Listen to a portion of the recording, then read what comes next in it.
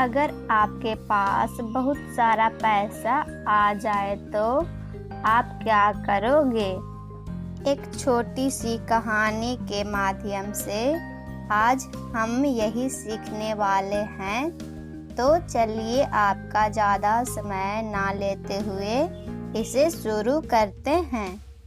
एक आश्रम में अपने गुरु के साथ एक शिष्य रहता था, लेकिन वह बड़ा आलसी था, क्योंकि वह आज का काम कल पर और कल का काम परसों पर टाल दिया करता था। एक दिन गुरु जी ने सोचा कि क्या किया जाए, कैसे इसे समझाया जाए। तो उनके दिमाग में एक रणनीति आई और उन्होंने उसे पाठ पढ़ाने का तरीका खोज निकाला। उन्होंने अपने शिष्य से कहा कि एक काला पत्थर मैं तुम्हें देकर जा रहा हूँ। इसकी मदद से तुम भी लोहे की चीज को घिसोगे तो वह सोने की बन जाएगी। लेकिन तुम्हारे पास कल सूर्यास्त तक का समय है। और यह कहकर गुरुजी चल पड़े।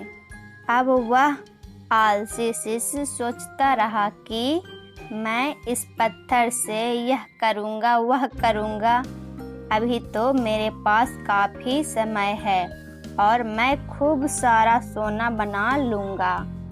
आलसी आदमी ने सोते सोते बहुत ख्वाब बुन लिए, लेकिन उनको पूरा करने की जहमत नहीं उठा रहा था, मतलब प्रयास नहीं कर रहा था, सिर्फ सोच रहा था। और सोचते सोचते उसका एक दिन बीत गया।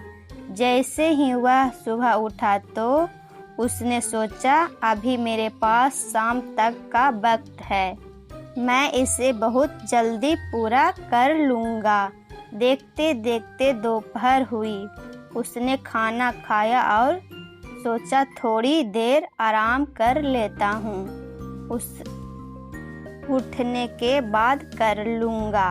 और वह आलसी से सो गया। जैसे ही उसकी नींद खुली उसने देखा कि सूर्यास्त होने को आया। अब उसे जाना ही होगा और वह उस काले पत्थर को लेकर बाजार में जा ही रहा था। इतने में गुरुजी मिल गए और वह पत्थर उससे ले लिया।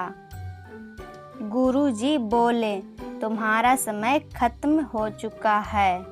उसको बहुत पछतावा हुआ कि वह कुछ नहीं कर पाया, लेकिन अब पछताए होत क्या, जब चिड़िया चुग गई खेत। हमारे साथ भी तो यही होता है।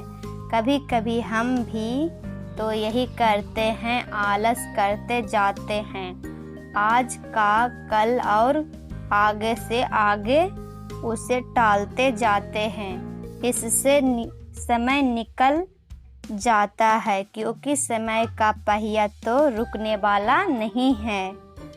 अगर हमने समय के साथ हमारे कामों को पूरा नहीं किया तो हमारा भी वैसा ही हाल होगा जैसा उस शिष्य का हुआ। और आपको एक बात बता दूं, सचिन तेंदुलकर जब मैच नहीं होता था तब भी क्रिकेट के प्रैक्टिस किया करते थे। इसलिए जो होता है अभी होता है, बाद में कुछ नहीं होता, समय निकलता जाता है। आशा करती हूँ आप इस सीख को ज़रूर अपनाएंगे और जीवन में आगे बढ़ते रहेंगे। आपको यह कहानी कैसी लगी कमेंट के माध्यम से ज़रूर बताइएगा। आपका कीमती समय देने के लिए दिल से शुक्रिया।